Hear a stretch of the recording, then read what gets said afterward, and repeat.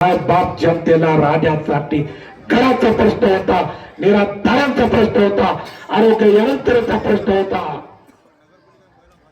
तरुणाच्या हाताला कामाचा प्रश्न होता, राशनचा प्रश्न होता.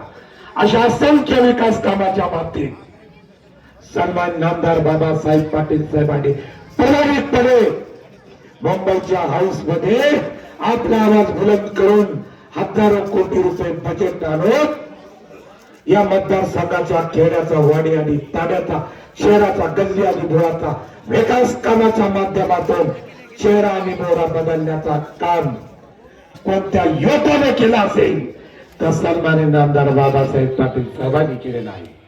मला खूप बोलायचं आहे, परंतु माझा गळा बसलेला आहे. प्लीज कृपया करून मी ते थांबतो.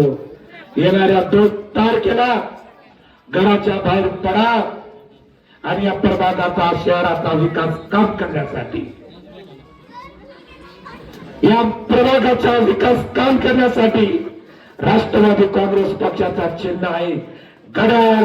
घड्याळ घड्याळ या घड्याळाच्या समोर खटाखट खटाखट खटाखट उद्या 2 तारखेला बटन दाबवा आणि या प्रभागाचा मुख्य यांचे आहे आणि आमचे कानगुले या दोघांना आणि अध्यक्ष पदाचे उमेदवार जे आहेत यांना मथुर नगरपालिकेच्या सभागृहात पाठवा. एवढीच मनापासून विनंती करतो. येथेच थांबतो. खूप खूप धन्यवाद. जय हिंद, जय महाराष्ट्र, जय राष्ट्रवादी.